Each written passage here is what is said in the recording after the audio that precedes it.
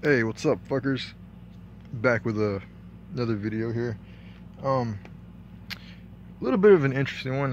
I don't know how I'm gonna actually make the title to it, but I was thinking about my favorite movies, like my number ones. Each movie that has been my favorite movie of all time. And I came up with the conclusion that there are, let me see, one, two,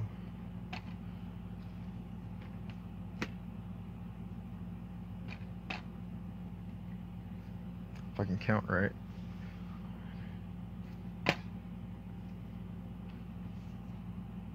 There are six. I've had six number ones in my life. Now, some people have had one favorite movie their entire life.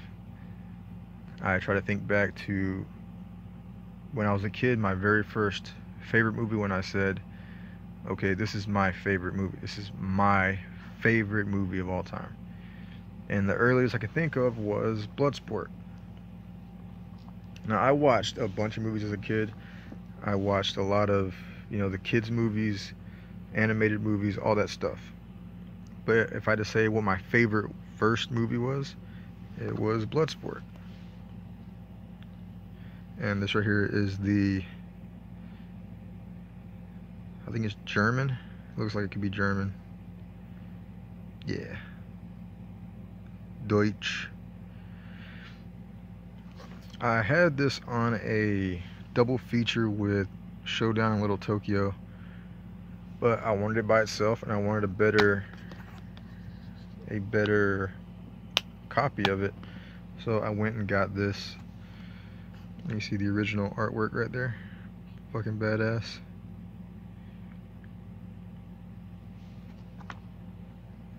And see, it's all region, or region 0, right? Or is it region B? I don't know. See, there's the A, B, C, but then there's B right next to it, so I don't know what that means. Anyway, Bloodsport is my... Now, all these movies I'm going to show you, by the way, they're all in my top maybe 10, maybe my top 20, top 15, top 13. But at one point, all of them were my number one. And this was the first one at number one. Fucking love this movie. I still love it to this day. Next up is Blood In, Blood Out. A lot of people don't know about this movie. And it's kind of weird because, again, before the internet, before YouTube and hearing all the comments and reading articles, I thought everyone loved this movie because everyone I talked to who had seen this movie fucking loved it. And I think it's one of the most underrated movies of all time, because you see people talk about how cheesy the acting is, how bad the acting is, and I don't understand it. I don't get it. Oh, Damien Chapa sucks. He was in Street Fighter. He's great in this movie. Now, I did not grow up with this. I did not grow up with the director's cut. I know a lot of people have, a lot of people do. I grew up with the theatrical cut, which was only on tape. You see how fucking crazy I was about this movie. The cool thing about this is all Spanish dubbed, and some of the actors actually dub their own roles. So Popeye and Montana, they're not on the back here, but Popeye and Montana actually do their own dubbing. And if I can get it right here, it's not a good quality. In fact, this is what quality? What was the aspect ratio? It's one of those movies where you have the black all the way around it, around the actual picture of the movie. So it's not very good. There's no Blu-ray of it. This is my only movie in this series right here, or in this video, that's not on Blu-ray. And if it is on Blu-ray, somebody help me out. Someone tell me about it, because I fucking love Blood and Blood Out. And this right here is from the UK. This is the theatrical cut. Again, because I love the theatrical cut. The director's cut's okay, but it's got some stuff added. It's got some stuff added that I don't like, some stuff I do like, but I'd rather not have any of it than have some of the stuff that's inside it.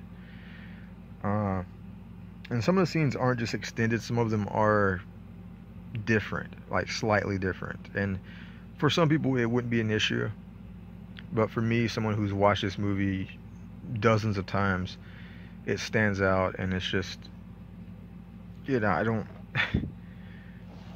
fucking like it. There you see magic right there. So many. I wish I could do a review on this. I might actually do it one day, because there's so much about this movie that I think is great. I mean, each character is, they have their own story, and that's the whole thing. These three family members who have their own story, and each action causes something to happen within the other's lives. So it's not a spoiler, I don't think. It might be, who fucking knows, but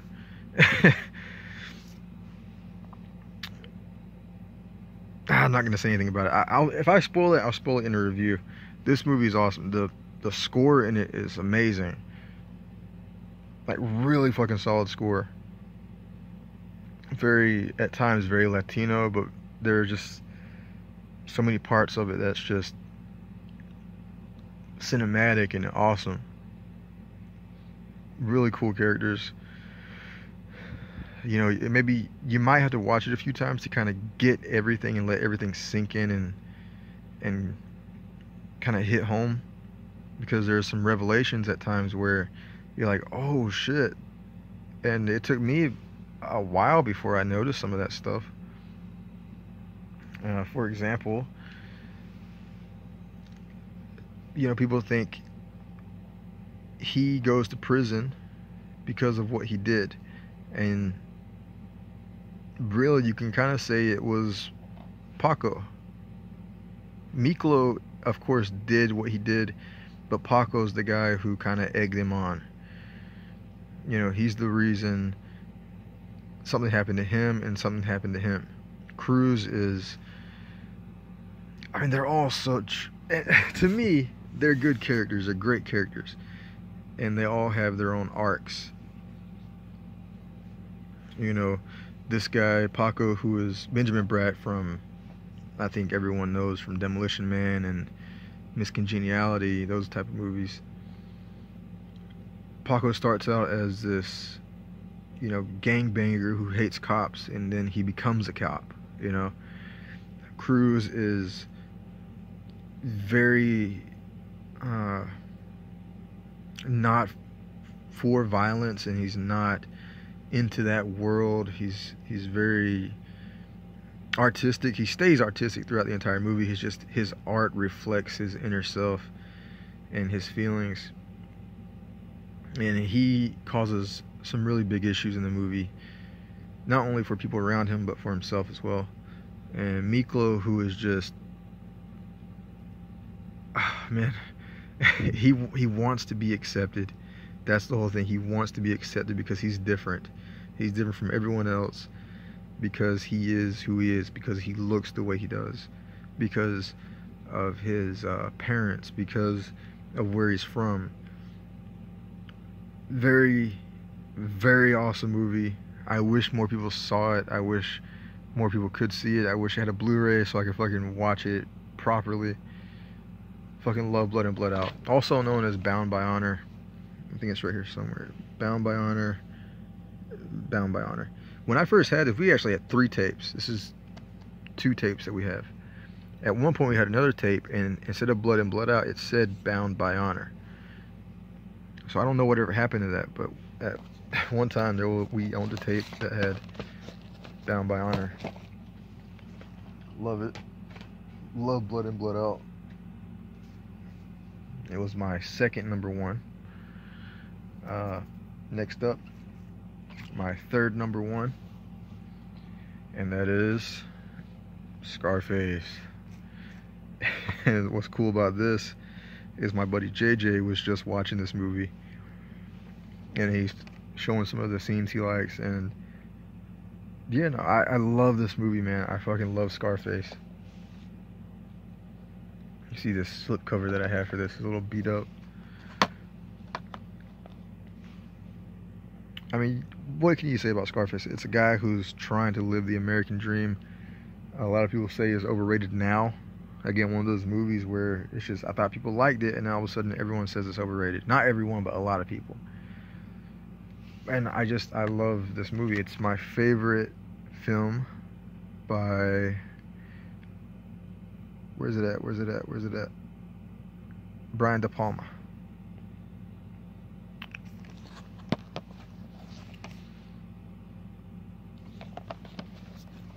A lot of things in this movie that you wouldn't notice at first, like with Blood In, Blood Out. It's just one of those movies where you catch things here and there afterwards, you know, years later, like the scene where Tony is at Sosa's and they just finished eating and they're given the bowls of water with a sanitary orange, you know, to clean your fingers, wash your hands a little bit.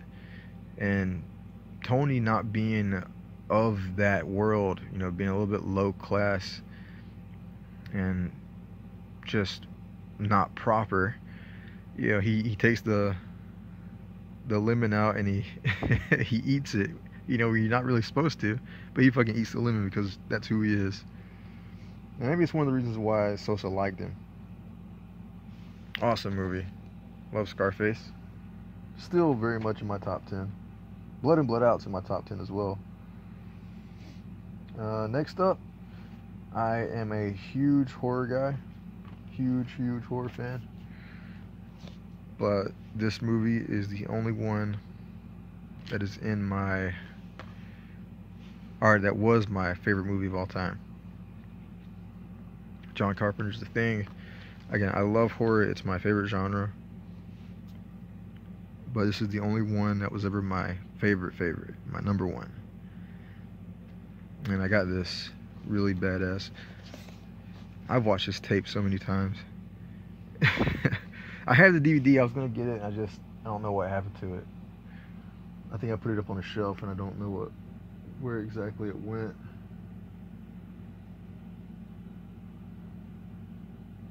Yeah, I'm not sure. I've got so many movies with not enough room for them. I need to buy my shelves or build my shelves so I can get them out the way. John Carpenter's The Thing. What can you say? I always talk about, hey, you know, what movies do you like horror-wise? And they talk about movies they have never seen. And I just mentioned him, JJ, watching Scarface. He's never seen this movie. And to my surprise, there are a lot of people who've never seen this movie. But it is my favorite horror movie of all time. And at one point, it was my all-time favorite movie. The Thing.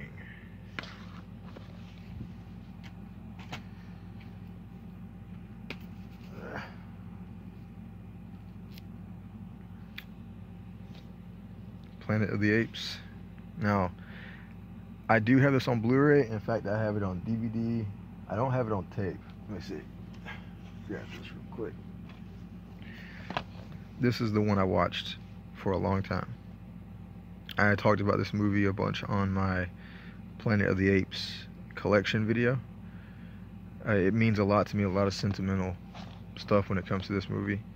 I do have it on Blu-ray, but I have it in the, I think it was the 50th anniversary set. So I've talked about it. I do have it on Blu-ray. I've talked about it a lot. I've talked about the reasons why I like it. Thanksgiving tradition. You know, go watch that video if you ever want to find out why this movie means so much to me. And I used to go back and forth between this one and another movie, the last one on the list, our last one on this list. But yeah, this is still right there at the top. And in fact, it's probably, I think it is my number 2 currently. Love this movie. Fucking love it. From 1968. And funny enough, my current favorite movie of all time from 1968. Sergio Leone's classic. My favorite Leone film, my favorite Western, my favorite Bronson film, Once Upon a Time in the West. My number 1, my favorite movie of all time. Love this movie. I love these features too on this. A lot of cool shit. The one thing that I'm not really, I like it, but I wish they had just, there's a commentary right there. See, let me see if I can get to it. Commentary with contributions from directors John Carpenter, John Milius, and Alex Cox, film historian Sir Christopher Frayling, Dr. Sheldon Hall, and cast and crew. Now, that commentary is broken up commentaries. So it's like you have the guys like Carpenter and John Milius talking about the movie, and then it'll switch from them to someone else. And I want to fucking hear Carpenter talk about the entire movie. I want to hear John Milius talk about the entire movie. I want to hear Christopher Frayling talk about the entire movie. I want to hear Alex Cox talk about the entire movie, you know? I want to hear the full feature-length commentary tracks. And it's just, you don't get that. And that's a shame. Fucking love Once Upon a Time in the West. Long as fuck. I believe it's the longest movie on my list. Where's it at? 165 minutes. I mean, yeah, Blood In, Blood Out is pretty long too, but not as long as this one. I fucking love this movie. I could watch it anytime. And then once you start learning about it, it's like, holy shit, what the fuck? Like, there's the opening scene, how there's no music, there's just sound effects, nothing really happens. These 3 dudes come to a train station, they're waiting for somebody. They strong arm the guy working there, and they just sit there for like 10 minutes. One guy's trying to go to sleep. In fact, I don't know if he's there. I think it's Jack Elam. Is his name on there? Jack Elam? Jack Elam. Jack Elam from... Fuck, what's he from? Kurt Russell. Not Kurt Russell. Burt Reynolds movie. Where he plays the doctor. Was it Cannonball Run? I think it was Cannonball Run. Anyway, he's in a bunch of westerns too. He's in the opening as a fly is like landing on him, and then he's trying to get the fly, you know, trying to blow it off his face, and eventually he traps it in his gun barrel and just listen to it buzz around. Woody Strode. Yeah, Woody Strode's right there. Is he over here too?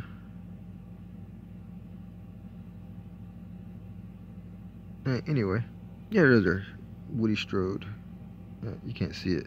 Woody Strode. He was in Spartacus,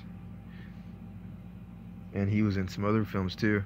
But those two and another guy are at this train station, and Woody Strode is standing there, and there's water dripping from I don't know what exactly it's called, a little giant water barrel.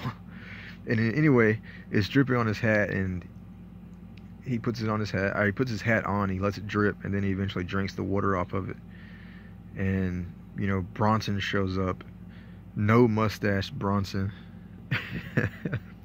Cold fucking stone eyes. He's like, you bring a horse for me? And I think Jack Elam goes, we're one short.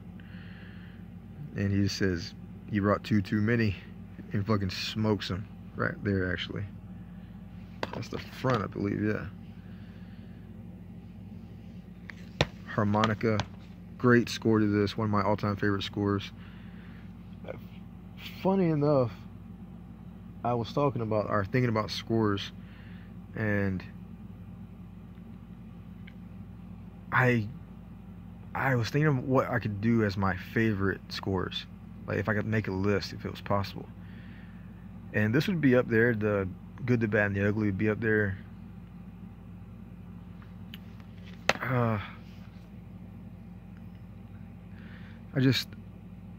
I wish fucking YouTube wasn't such a bitch when it came to their flagging. It's crazy because I said, okay, what's my favorite score? And even though this is my favorite movie and it's one of my favorite scores, Conan the Barbarian is probably my all-time favorite score. And I was thinking about it, and I was thinking, man, I fucking love Conan. And I just got so into Conan the Barbarian that there's a good chance that this movie could be replaced very soon. I don't know. I love this movie, but Conan the Barbarian is just sneaking up on it. Because, in my opinion, the score is perfect. From the Riddle of Steel to the Anvil of Crom, the Doom Riders. It's just fucking awesome. But that is another story. Once Upon a Time in the West right now is my favorite. Henry Fonda, I didn't know him as America's sweetheart type guy. You know, people loved him. Everyone loved Henry Fonda. Always a good guy in the movies. And then he plays this very ruthless gunslinger, this outlaw who kills children. You know, named Frank. Don't even get a last name. He's just fucking Frank.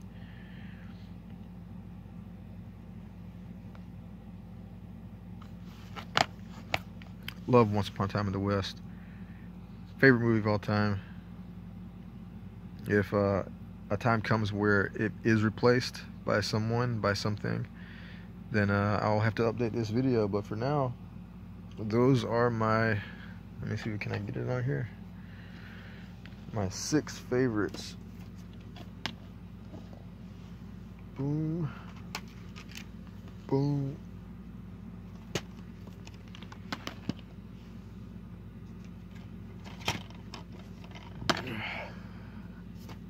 And that one. Very interesting list. From the time I was a little kid to a full-grown man now. You got martial arts, action, drama, crime, sci-fi, horror, western. Pretty obscure, not obscure, eclectic. Yeah, but these are my favorites, and I'd like to know your favorite movie. Anyone watches this all the way through this 23, maybe 24-minute video, what's your favorite movie of all time? Has it changed? Was your favorite movie as a kid your current favorite now? You know, just let me know. That'd be cool to read. And I'll be back on maybe with another franchise ranking or a top 13. Later.